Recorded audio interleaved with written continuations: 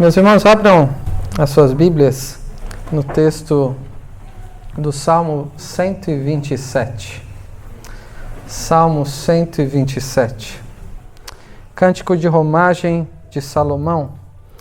Se o Senhor não edificar a casa, em vão trabalham os que a edificam. Se o Senhor não guardar a cidade, em vão vigia a sentinela. Inútil vos será levantar de madrugada, repousar tarde, comer o pão que penosamente granjeastes. Aos seus amados ele o dá enquanto dormem. Herança do Senhor são os filhos, o fruto do ventre, seu galardão. Como flechas na mão do guerreiro, assim os filhos da mocidade. Feliz o homem que enche deles a sua aljava, não será envergonhado quando pleitear com os inimigos à porta. Hoje pela manhã eu comentei que o mês de setembro ainda não acabou. Tem sido um mês atípico de muitas atividades, de muito trabalho, e hoje ficamos até praticamente 13h aqui, planejando ainda alguns detalhes da reunião do presbitério que acontecerá aqui na próxima sexta-feira e também no sábado. Mas não é somente no mês de setembro de 2019 que temos muitas atividades, que nos envolvemos com muitas atividades. A verdade é que nós vivemos em um contexto muito frenético, em que ouvimos e dizemos muitas vezes a expressão: como estão as coisas? Está uma correria, está muito corrido, eu não parei até agora. Mesmo aqueles mais tranquilos, mais pacatos, muitas vezes se expressam assim: eu estou numa correria que eu fico inquieto. Tem tanta coisa para fazer que o dia deveria ter mais de 24 horas. A verdade é que a cada dia nos envolvemos com muitas coisas. Nos esforçamos em realizar diversas atividades. Cada um de nós tem um tipo de rotina, um tipo de atividade cotidiana. As crianças, eu procurei, me dirigindo a elas, perceber quais são os principais ambientes onde elas desempenham algum tipo de atividade dentro da faixa etária delas. No contexto do lar, no contexto da escola e também no contexto da igreja. E todos nós temos essas áreas principais em que desempenhamos cada uma dessas atividades. E uma pergunta necessária a ser feita, que muitas vezes na correria nem paramos para fazer: por que você se esforça tanto? Por que você acorda cedo, trabalha o dia inteiro, muitas vezes estuda à noite, avança no horário para completar as atividades, dorme pouco? Quais são as atividades que mais consomem o seu tempo? Pare para pensar como é o seu dia a dia. Pelo menos 8 horas do dia, normalmente, via de regra, é dedicado ao trabalho. Talvez 4 horas no trânsito. 2 horas para ir, 2 horas para voltar. Mais 4 horas estudando, aqueles que estudam. Mais 4 horas nas obrigações domésticas que nunca terminam. E ainda há quem diga que nós precisávamos dormir 8 horas. Se você é bom de matemática, percebeu que as contas não batem. E se não prestou atenção na contagem, acredite. Temos muitas coisas para fazer e parece que nos falta tempo. Parece que precisaríamos de um dia de mais quantidade de horas.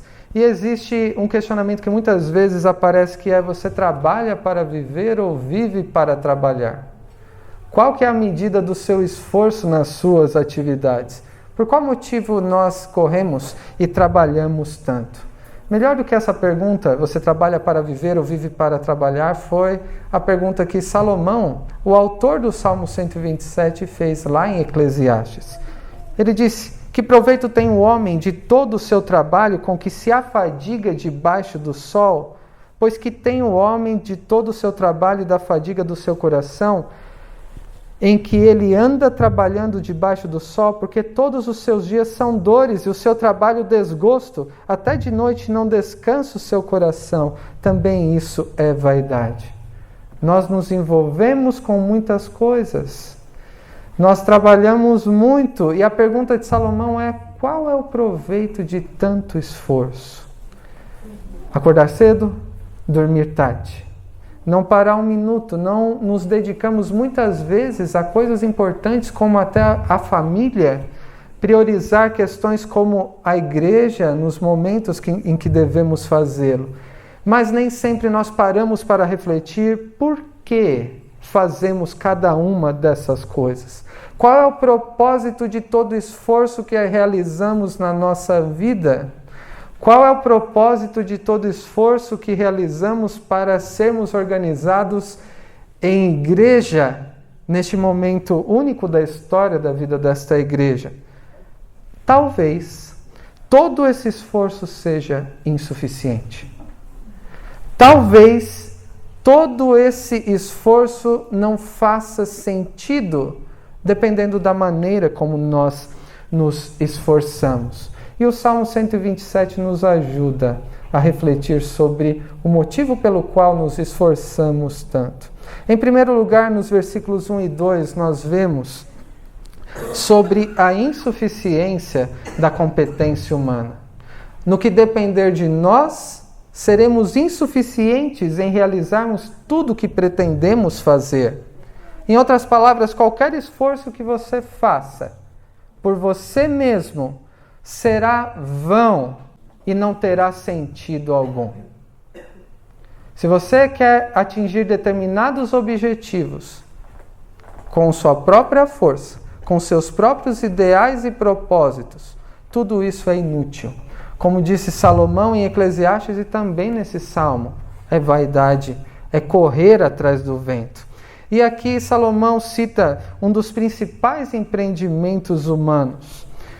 E será insuficiente o nosso esforço em tudo que pretendemos fazer, seja na edificação da casa, que ele diz aqui, seja na proteção da cidade ou na construção da família através dos filhos.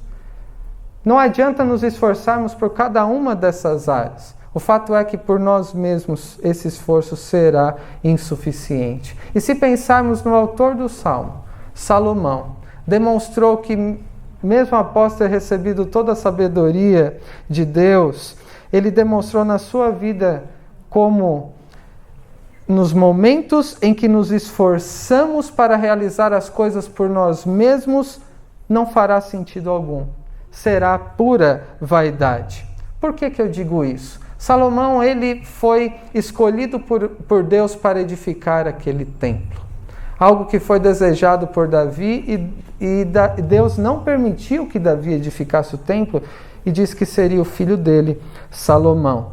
Ele edificou o templo e o palácio e como ele fez isso? Ele usou trabalho forçado nas edificações do templo e do palácio. Ele demonstrou como o esforço pessoal em si mesmo é insuficiente e é vaidade. Como rei de Jerusalém, ele foi rebelde contra Deus, pecou, e por isso o reino foi retirado dele. O próprio Deus levantou inimigos contra ele para discipliná-lo, para corrigi-lo. Em relação à família, que é um outro aspecto que o Salmo trata, como era a família de Salomão? Podemos dizer que era uma família estruturada, uma família que desejaríamos ter? Salomão teve 700 mulheres. 300 concubinas, e ele colocou o seu amor nessas mulheres de maneira que o seu coração foi corrompido pelo fato de, por amor a elas, ele construiu templos para os deuses de mulheres de outros povos. Sendo já velho, então Salomão, ele afrontou ao Senhor. E muitos podem dizer, se alguém sabe como Salomão cometeu todos esses pecados, como se o que ele escreveu, inclusive esse salmo, reduzisse o valor, não devemos nos precipitar. Quando ele afrontou o Senhor, isso nós vemos lá em 1 Reis 11, no final do mesmo capítulo, ele morre. De Deus não se zomba, Deus deve ser levado a sério, mas aquele que foi durante o seu período em que Deus concedeu sabedoria, um homem sábio, foi um exemplo de que esforços pessoais em si mesmos não fazem sentido algum, serão insuficientes. Salomão esforçou-se por sentir realizado através das próprias realizações, por essa própria vaidade. Ele não se preocupou nessas circunstâncias mencionadas em agradar a Deus e cumprir a sua vontade. Ele quis realizar a sua vontade para satisfazer a si mesmo. E ele agiu de um modo insensato, correndo atrás do vento. E é isso que nós vemos a partir deste salmo e da vida de Salomão também. Em outros textos poderíamos ver o mesmo. O esforço humano não faz o menor sentido. Por quê? Como diz o salmo, se o Senhor não edificar a casa, se o Senhor não proteger a cidade, se o Senhor não conceder família, todo o nosso esforço será em vão. Tudo que nós temos, tudo que podemos fazer, provém das mãos de Deus. Toda boa dádiva, a providência de Deus, esse salmo, mais do que falar sobre família, fala sobre a providência de Deus nos concedendo tudo que a gente precisa em tudo que pretendemos realizar. É Ele quem edifica a casa, é Ele quem mantém a cidade em segurança e é Ele quem concede filhos. E pare para pensar, você poderia planejar construir casa. Você poderia criar um sistema de vigilância extremamente seguro. Você poderia desejar ter talvez 50 filhos, mas se não for o Senhor, nenhum esforço é suficiente, porque a competência humana é insuficiente. Qual é o controle que temos daquilo que pretendemos fazer? Pense nas suas atividades cotidianas. E pense na nossa responsabilidade como igreja agora organizada naquilo que pretendemos fazer. Se for baseado nos nossos próprios esforços, na nossa própria capacidade, será vaidade. Será correr atrás do vento, não importa o tempo que nos dediquemos para fazê-lo. Como diz o versículo 2, será inútil você se levantar de madrugada, repousar tarde e comer o pão que penosamente granjeaste. Você pode levantar antes do sol nascer, consumir toda a sua energia até muito tempo do sol se pôr. Essa é a ideia que Salomão nos transmite com este salmo. Todo esse esforço somente trará cansaço, inquietação, frustração, ansiedade e não satisfação e provisão. Nós não provemos a nós mesmos com aquilo que queremos e precisamos. É Deus quem nos concede tudo o que nós precisamos.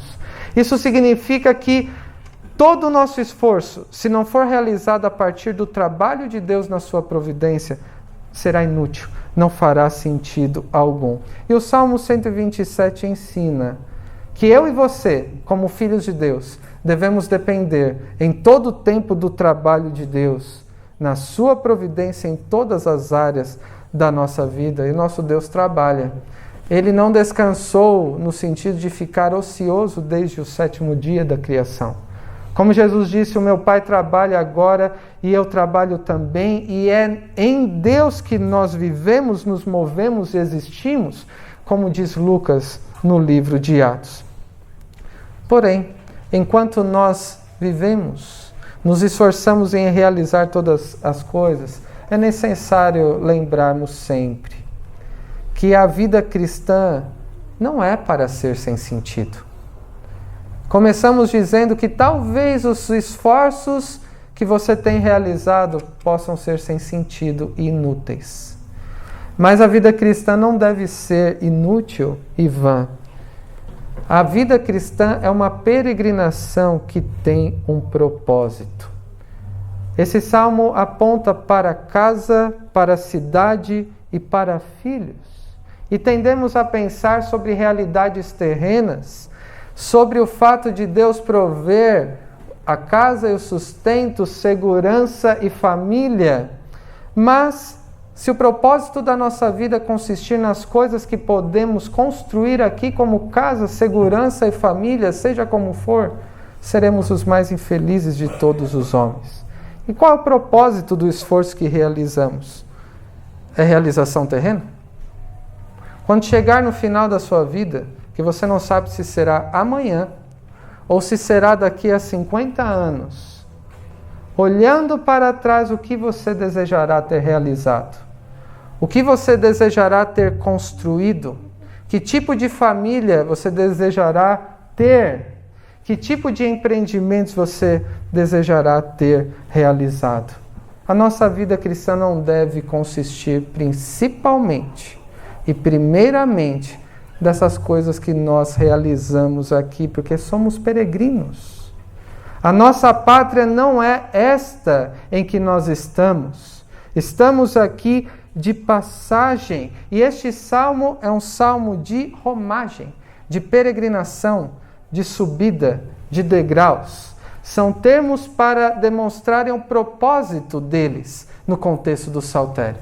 Os irmãos nossos do passado deveriam ir pelo menos uma vez ao ano a Jerusalém, e era desejável que fossem 3, para adorarem a Deus na casa de Deus, para chegarem até a cidade de Jerusalém, junto com os outros filhos de Deus, para reconhecerem o cuidado de Deus sobre as suas vidas e serem também abençoados por eles. Então eles cantavam a partir do Salmo 120 até o Salmo 134. E no meio desse caminho está o Salmo 127. Imagine os peregrinos, talvez você no lugar deles, olhando para trás com os salmos já cantados desde o 120, era uma viagem longa, árdua, e eles desejando chegar com os outros filhos de Deus a Jerusalém, na casa de Deus.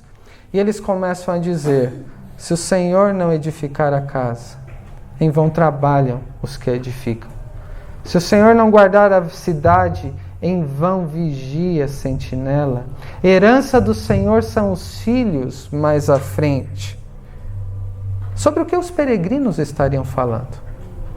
Como peregrinos com o propósito de chegarem na cidade de Jerusalém, na casa de Deus, com os outros filhos de Deus. Que casa é essa que está dizendo aqui? É a casa que ficou para trás durante a viagem? Que cidade é essa? A cidade que eles moravam? E quais filhos são esses? Os filhos carnais, os familiares que ficaram para trás? Ou seriam outros? Considerando o contexto do Salmo 127 como um salmo de peregrinação, não podemos deixar de considerar que o foco deles estava principalmente na casa de Deus, na cidade de Jerusalém, junto aos outros filhos de Deus com o propósito de adorarem ao seu Senhor. Este salmo poderia ser lido então: se o Senhor não edificar o templo, em vão trabalham os que edificam. Se o Senhor não guardar Jerusalém, em vão vigia a sentinela. Eles estavam ansiosos por chegarem lá. E o foco dos peregrinos era o encontro com Deus, porque eles estavam de passagem naquele percurso, mas o lugar deles era lá, na presença de Deus, junto com os outros filhos de Deus. E quanto a você? Você considera no seu dia a dia que é um peregrino e um forasteiro nesse mundo? Que você tem sido provido por Deus em todas as suas necessidades mais básicas, mas acima de tudo pela salvação, por ter sido feito filho de Deus? E como você deseja expressar a gratidão pela salvação e pela providência dele para com a sua vida? É isso que deve nos mover também para estarmos aqui na casa de Deus, junto com os outros filhos de Deus, no local designado para isso. Qual é o propósito de adorarmos a Deus aqui? Procurarmos oferecer algo a Deus como expressão de gratidão por tudo que Ele tem feito por nós. Davi, ele também desejou. O pai de Salomão, autor deste salmo, E como temos considerado desde o início, muitas vezes esse esforço que eu e você temos de oferecer algo a Deus que Ele mereça, como gratidão por tudo que recebemos das suas mãos, pode ser um esforço inútil e sem sentido. E o rei Davi, ele entendeu como a insuficiência humana, a competência humana é insuficiente. Davi, ele sabia que era abençoado por Deus. E ele quis agradar ao seu Senhor por aquilo que desejava oferecer. E teria algum problema em você querer agradar o seu Senhor oferecendo algo? De maneira nenhuma. Nós oferecemos um culto a Deus pela mediação de Cristo. E nós procuramos, orientados pela palavra de Deus, apresentar uma adoração que seja aceitável, como Deus quer ser adorado. O problema não é desejar trabalhar para o Senhor. Não é desejar fazer todas as nossas atividades no Senhor e para o Senhor. O problema é quando confiamos na nossa própria competência para fazermos isso. E pense por um momento como nós procuramos oferecer algo que agrada ao Senhor. Ainda que precisemos fazer o melhor possível, porque é para o Senhor, não deve ser baseado na nossa competência. E Davi aprendeu isso, que é vaidade, não faz sentido querer oferecer algo ao Senhor que ele não pediu para receber. No segundo livro de Samuel, no capítulo 7, temos um momento em que Deus faz aliança com Davi. Abra sua Bíblia em 2 Samuel 7. E vemos este momento em que ele se esforçava em agradar ao Senhor por aquilo que desejava oferecer. Vejamos o que ele quis oferecer ao Senhor. Segundo livro de Samuel, capítulo 7. Vou ler os 3 primeiros versículos, que diz assim: Sucedeu que, habitando o rei Davi em sua própria casa, tendo-lhe o Senhor dado descanso de todos os seus inimigos em redor, disse o rei ao profeta Natã: Olha, eu moro em casa de cedros, e a arca de Deus se acha numa tenda. Disse Natã ao rei: Vai, faze tudo quanto está no teu coração, porque o Senhor é contigo. Davi possuía uma bela casa e estava num momento de segurança em relação aos seus inimigos. E notem, são 2 elementos presentes no Salmo: casa estabelecida e também um momento de segurança dos inimigos. Então ele quis edificar uma casa para o Senhor. Eu habito num palácio, numa casa de cedros, e a casa do meu Deus é uma tenda. Então o que ele quis oferecer? Algo para agradar ao seu Senhor. Qualquer um pensaria: que excelente ideia. Até mesmo o profeta Natã. Mas a competência humana é insuficiente. Qual foi a resposta de Deus? Veja comigo no versículo 4. Porém, naquela mesma noite veio a palavra do Senhor a Natã, dizendo: Vai e dize a meu servo Davi: Assim diz o Senhor: Edificar-me-ás tu casa para minha habitação? Porque em casa nenhuma habitei desde o dia em que fiz subir os filhos de Israel do Egito até o dia de hoje. Mas tenho andado em tenda, em tabernáculo. Em todo lugar em que andei com todos os filhos de Israel, falei acaso alguma palavra com qualquer das suas tribos, a quem mandei apacentar o meu povo de Israel, dizendo: Por que não me edificais uma casa de cedro? Qual foi a resposta de Deus? Não. Quando que eu pedi para me fazerem uma casa? Deus rejeitou aquilo que Davi queria oferecer à sua própria maneira. O que eu e você podemos aprender com isso? Considerando que, gratos pela salvação e pelo cuidado de Deus sobre a nossa vida, nós queremos oferecer algo ao Senhor como gratidão. O problema não é querer agradar o nosso Senhor com o nosso trabalho. Nós aprendemos com Davi aqui nessa situação, com a resposta de Deus a Davi, que mesmo que nos esforcemos para agradar a Deus, oferecendo algo que achamos que Ele mereça, qualquer esforço não terá sentido algum se não estiver de acordo com a vontade de Deus. Não importa a sinceridade do seu coração, assim como foi com Davi. Não importa o esforço, o tempo que você dedica para agradar o seu Senhor. O critério é: esta é a vontade de Deus ou não?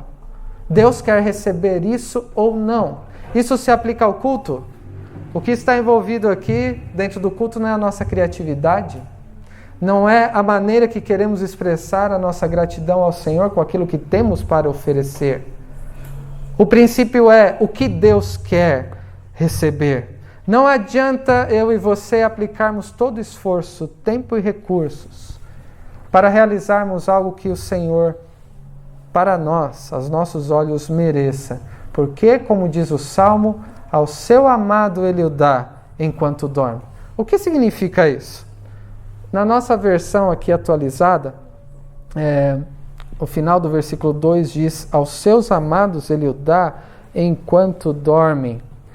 E muitas vezes pode ser uma desculpa para alguém preguiçoso. Por que me esforçar para trabalhar? Deus dá a seus amados, eu sou amado de Deus, enquanto dorme.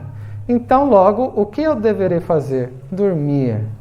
Porque quem melhor que eu pode trabalhar do que o próprio Deus? E se Ele faz isso enquanto eu durmo, então eu devo dormir mais, que Deus trabalhe dessa maneira.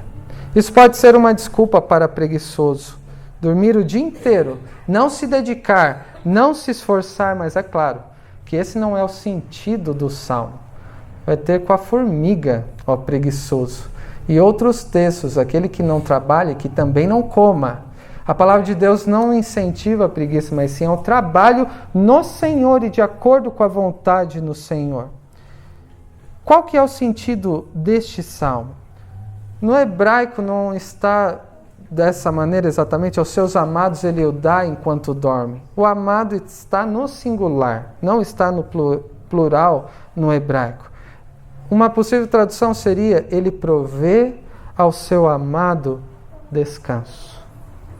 Ele provê ao seu amado descanso. E quem seria então o amado? A quem se refere? Seria Salomão, cujo nome era Gedidias, a maneira como ele foi chamado pelo profeta Natã? Pode ser. O significado do nome Gedidias de Salomão era o amado. Mas nós cremos que, considerando que o texto é a palavra de Deus, que vai além disso. Este salmo se refere ao templo na cidade de Jerusalém, que foi construído por Salomão, o que foi prometido a Davi. Deus fez aliança com Salomão por amor a Davi, seu pai.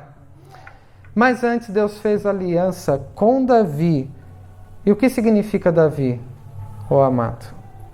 Ao seu amado Ele provê descanso. Cremos que esta expressão tem a ver com Salomão, mas também com Davi, e principalmente na aliança que Deus fez com seu amado Davi, que estava naquele momento de descanso dos seus inimigos.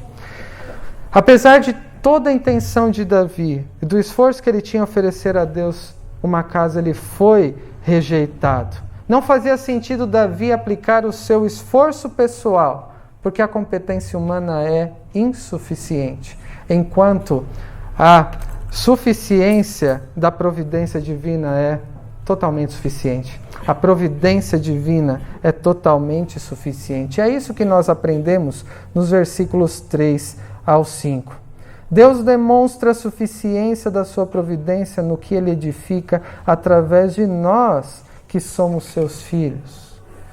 Já foi falado sobre casa, sobre segurança, e agora fala sobre filhos. E é claro que filhos são heranças do Senhor, que são bênçãos na nossa vida.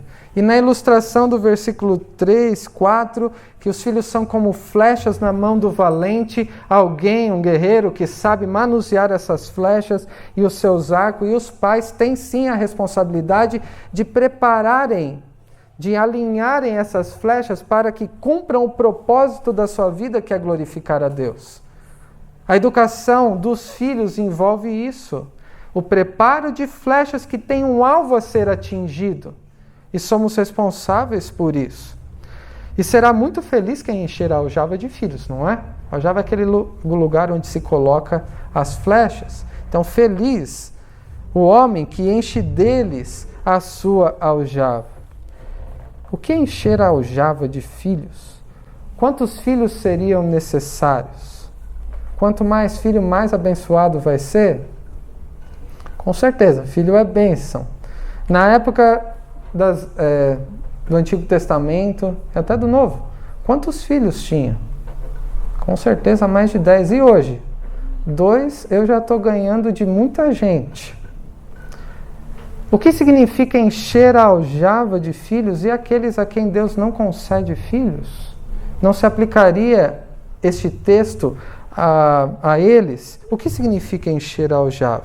O sentido aqui, feliz é o que encher deles a aljava, feliz são aqueles que completam a aljava com a quantia suficiente de flechas. Não é uma quantidade numérica, mas com o que se enche a aljava. Com filhos. E novamente, mais do que filhos carnais, mas com pessoas, filhos de Deus, que Deus concede, que são do nosso convívio pela providência de Deus, que são maneiras que Deus usa para que cumpramos a sua vontade no contexto da família e no contexto da sociedade. O salmista também fala que é através dos filhos que Deus constrói a casa. É um jogo de palavras no hebraico entre o edificar a casa, do versículo 1, e o versículo 5, o encher deles a aljava. Então esse jogo de palavras diz que Deus usa os integrantes da família para que aquele propósito, aquilo que Ele quer fazer, seja realizado. E é através dos filhos que Deus também protege a cidade. Então, não será envergonhado, do versículo 5, no hebraico está no plural. Não serão envergonhados quem? Os filhos não serão envergonhados.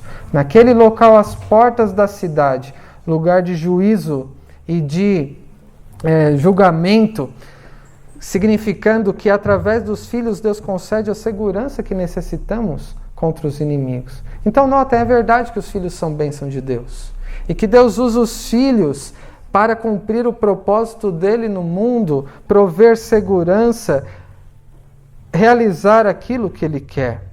Mas a mensagem do Salmo vai além de usarmos os filhos na construção das nossas edificações, da quantidade de filhos que temos ou não temos, da segurança que almejamos através dos filhos ou não. Este salmo ele aponta para uma realidade que vai além das temporais e terrenas. Esta família não é a carnal, é a família da aliança.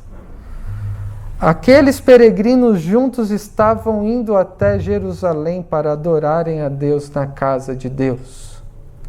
E o que Deus concede para que as realizações que pretendemos fazer para agradar a Deus são as pessoas que Ele coloca ao nosso lugar.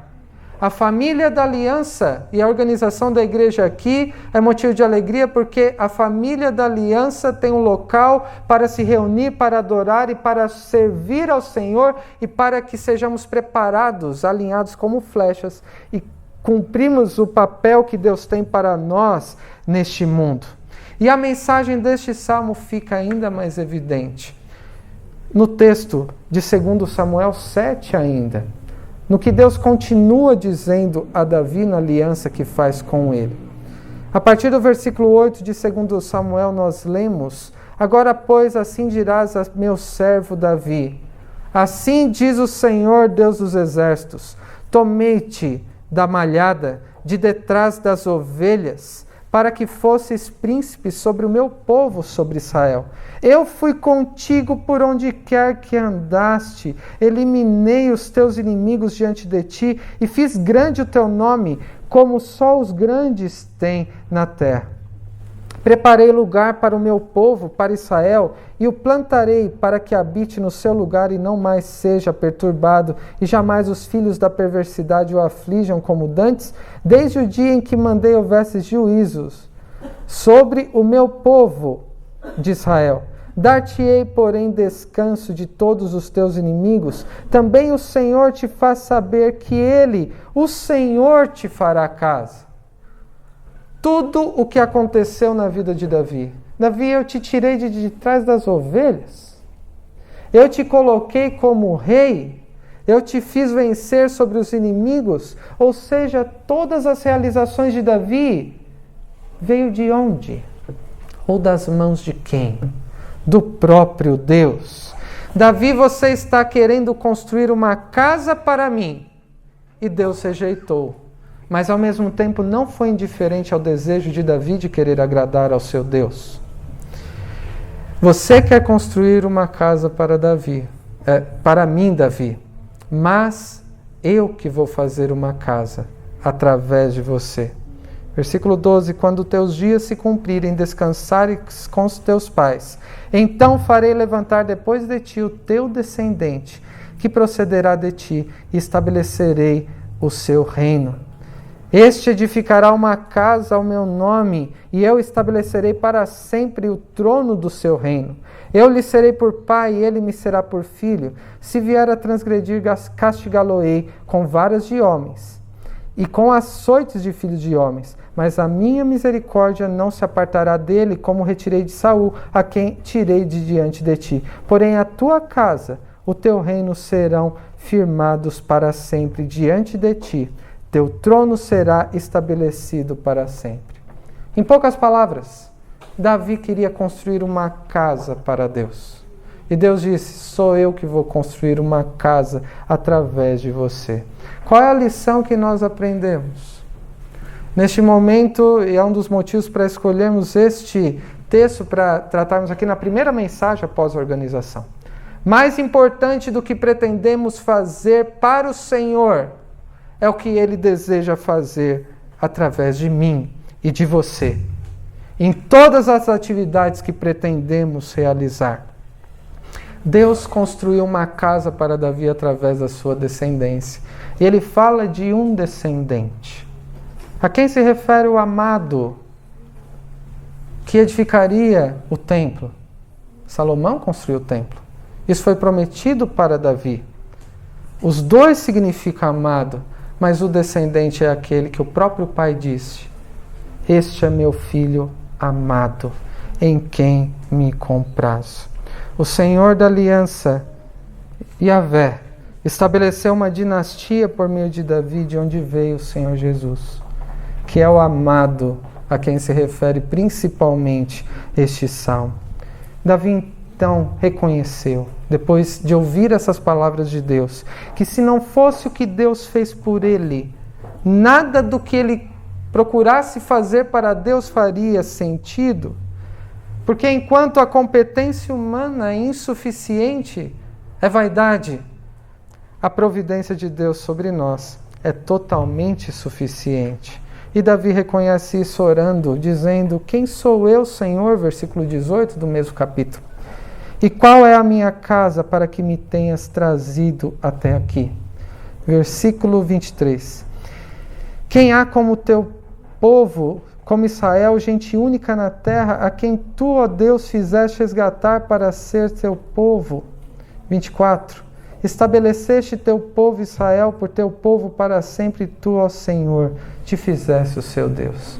Ele reconhece que tudo provém das mãos de Deus. Para concluir, qual é o propósito de todo esforço que você realiza? Como quem foi criado por Deus, redimido por Cristo e que faz parte da igreja do Senhor, aqui neste lugar. Pelo que você se esforça? Qual segurança pretendemos ter na nossa vida? Qual é a família que almejamos? Não se esqueça que você é um peregrino, é um forasteiro neste mundo. O seu foco principal, a sua prioridade não deve estar nas realizações desta vida, mas deve olhar sempre firmemente para o amado Filho de Deus, que se entregou por você. Nossa confiança não deve estar na força do nosso braço, mas no Deus da providência, em quem todas as coisas que fazemos não são em vão, encontram sentido e propósito. Todos os esforços que realizamos na nossa família, no nosso trabalho, na escola e na igreja, não será vão se fizermos no Senhor e de acordo, segundo a vontade do Senhor. Isso significa que devemos sempre consultar e orar: Senhor, qual é a tua vontade? Porque eu quero oferecer algo que o Senhor quer receber. Com a minha própria vida. E o mesmo Deus que fez a aliança com Davi e que foi o Deus da providência em tudo que ele precisou, também nos supre em todas as necessidades. Nós, em meio às fadigas dessa vida, às consequências do pecado, tendemos a pecar, procurando colocar a nossa força, a nossa capacidade em nossas realizações. Mas o nosso esforço não deve ser em vão. Não deve ser sem propósito. O nosso esforço tem um propósito eterno e não permanente, como aqueles que fazem parte da família da aliança e que juntos aqui trabalham no Senhor e para a glória do Senhor. Irmãos nossos do passado fizeram isso. Viveram neste mundo como quem não era daqui. Como, por exemplo, Abraão, lemos lá em Hebreus 11, que pela fé, quando chamado, obedeceu. A obediência de aprender a reconhecer a vontade do Senhor e colocar na prática, o fez ir para um lugar que ele deveria receber por herança. Ele nem sabia para onde ia. E ele peregrinou pela terra da promessa como em terra alheia. E por quê? O autor aos Hebreus nos diz: porque ele aguardava a cidade que tem fundamentos, cujo Deus é o arquiteto e edificador. Os olhos dele não estavam nas circunstâncias e nas realizações da própria vida, desta terra.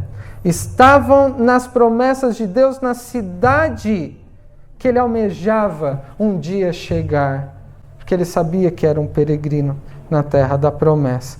E todos os nossos irmãos do passado aprenderam a viver assim, olhando para as promessas de Deus de longe, admitindo que eram estrangeiros e peregrinos na terra. E o autor aos Hebreus nos diz que quem vive assim, Deus não se envergonha deles, de ser chamado seu Deus, porquanto lhes preparou uma cidade.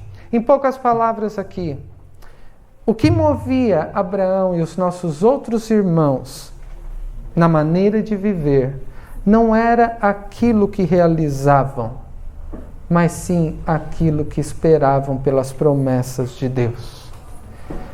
Era pela fé que eles viviam, aguardando as coisas lá do alto e não se preocupando em realizações deste tempo. E concluindo, eu quero citar um comentarista, James Boyce, que falando sobre este salmo, nos ajuda a compreender o sentido dessa mensagem. Para nós, a casa que está sendo construída é a igreja de Deus, composta não de empreendimentos terrenos, mas de pedras vivas, eu e você. A cidade que vislumbramos não é a terrena Jerusalém, mas a cidade que tem fundamentos, da qual Deus é o arquiteto e edificador. A família da qual pertencemos não é meramente a física, mas a família espiritual, a nossa família da fé, daqueles que pertencem ao Senhor Jesus. E James Boyce termina dizendo: como cristãos estamos envolvidos em um tipo de trabalho que não é braçal, é espiritual. E devemos nos empenhar, sim, trabalhar em projetos importantes na casa e no reino de Deus, lembrando que nosso esforço será inútil se não formos guiados e abençoados por Deus. Que Deus nos ajude a vivermos como peregrinos, Que a nossa prioridade seja o Senhor e que a partir dele realizemos todas as coisas. E que possamos expressar que o nosso trabalho não é vão e que sejamos, portanto, firmes, inabaláveis, sempre abundantes na obra do Senhor, porque somente assim o nosso trabalho no Senhor não será vão. Que Deus os abençoe. Amém.